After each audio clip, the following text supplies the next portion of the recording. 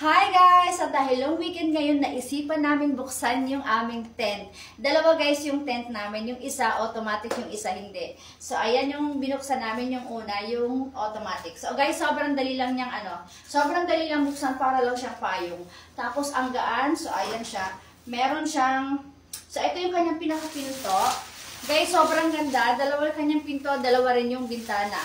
So ayan yung kanyang pinto. Ang kagandahan nito kasi meron siyang net, o diba, para iwas sa mga lamok. So, ayan. Kung gusto mong, o sige, papasok ako para makita yung Guys, malaki siya. Malaki siya, so ayan. Pwede akong umuna. Ayan siya. So, ayan, isasara ko para makita yung tent.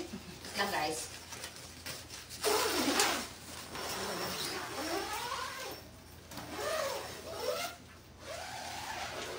Hi! So, at eto na yung isang pinto na meron siyang net. Guys, sobrang ganda at nakakaunat ako. Siguro yung height ko mga kung hindi 5'1". Tsaka meron siyang dito guys, meron siyang sabitan. Siyempre dun sa loob, kung meron kayong mga flashlight or mga bulb na may mga ilaw, maganda siya kasi merong sabitan. At ayan yung kanyang bintana. Ayan siya, bubuhatin ko ang gaan guys. Ayan siya. So, masabit lang kasi, ayan. Ayan yung kanyang bintana. Wait lang. Ayusin natin. So, ayan yung bintana. Dalawa yung bintana nito, guys. Meron din, may net din yan. So, ayan siya. Kasi inano ko siya kanina. O, ayan. Guys, kung ayan yung o diba? Pero kung gusto nyo, ganyan niyo siya. So, ayan guys, dalawa yung kanyang pinto. Ayan, yung doon, pinto yan. Diretso siya. Pero syempre, meron siyang tawag dito, may lock. Ay, may lock.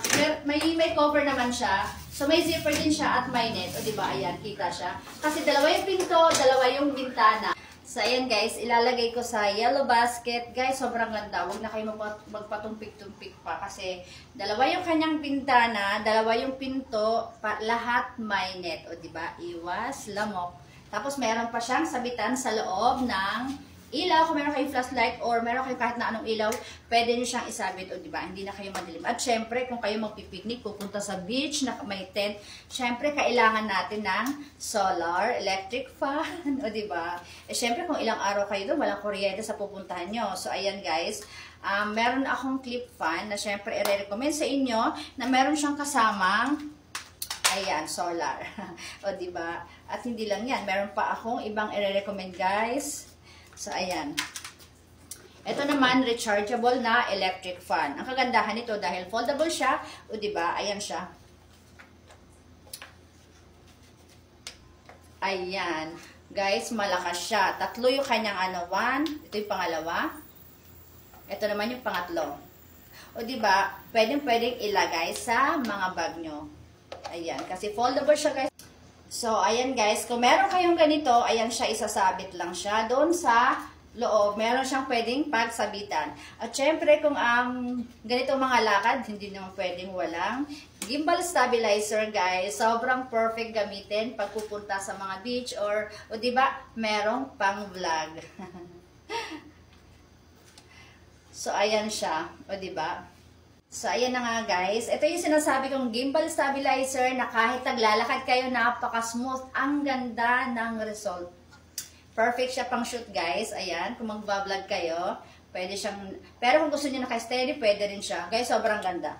At syempre, kasi nga, sa dami ng aking i-recommend, baka hindi na magkasya, ito pinaka-importante din to kasi rechargeable din siya, pwede sa kuryente, at pwede rin sa, ayan, meron siyang solar guys. Pwede rin siyang i-charge sa cellphone at pwede siyang mabasa. Basta kailangan lang yung kanyang mga silicone is nandyan. Meron din siyang pang emergency light. Ang dami ng kanyang ilaw. Ayan. Pangalawa. O diba, nag-ano siya parang may kulay. So ayan, puti. Ayan. Ayan naman yung pang emergency light. O diba guys, sobrang ganda. At syempre naman, hindi naman pwedeng hindi kayo kakain, diba? Hindi pwedeng hindi kakain, kaya kailangan natin ng ganito. Guys, ang ganda nito. Talagang hindi na ako nagpatumpik-tumpik pa kasi talaga namang, ayan siya guys. Meron siyang 6 plate. Ayan, 6 plate, 6 cup. Ganito siya kaliit. At meron siyang mga, ayan, may mga container. Meron siyang 4 large na ano, hindi, 4 large na, 4 na ganitong ano, size ng ano. Tapos, dalawang ganito. 4 na medium at dalawang large. At syempre guys, kung nasa labas kayo, sobrang init, ano ang kailangan natin? Di ba dapat meron ganito? So, ayan yung kabuuan ng tent. Yan yung unang pinto na pwede siyang buksan na parang ganyan lang, half lang. Pero may net siya. Ito naman yung sa kabilang bintana. Ito naman yung itsura sa likod. O diba, ayan. Nakita yung aking tripod at saka yung aking light na ginagamit. O diba, ang daming pinto at saka bintana. Sobrang ganda. So, ayan ang kanyang itsura pag sarado yung mga pinto at silip tayo sa loob. So, ayan, naglagay ako ng mat. Makakauna talaga kayo guys sa loob. Sobrang luwag. Dito sa bintana may pocket. At ayan, pwedeng sabitan ng ilaw. So, kung gusto buksan ng bintana, ayan, meron siyang pang-lock. Ayan, pati sa pinto, diba, para maayos. Meron din siyang bag guys at saka ayan, may mga ano siya, may tali, at saka itong, siguro lock siya pag nag-camping para hindi liparin yung tent. Waterproof guys yung ating mga tent ha. Itong nasa itaas, pwede rin siyang tanggalin kung ayaw nyo, diba? Para kitang-kita yung sikat ng araw. Guys, pabudol na kayo.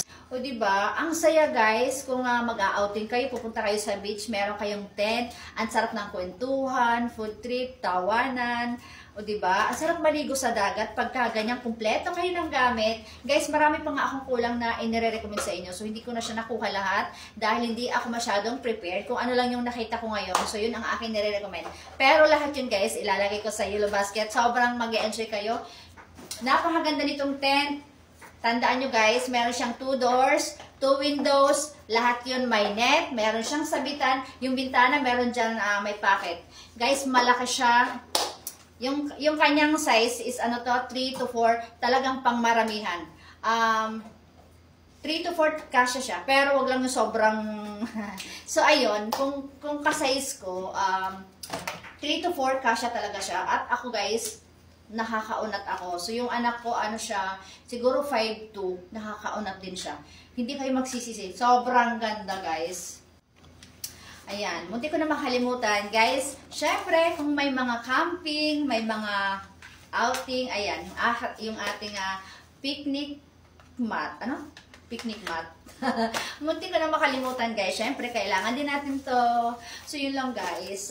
Lahat ng yon, lahat ng na-recommend ko, ilalagay ko sa yellow basket. Bye-bye! Thank you for watching!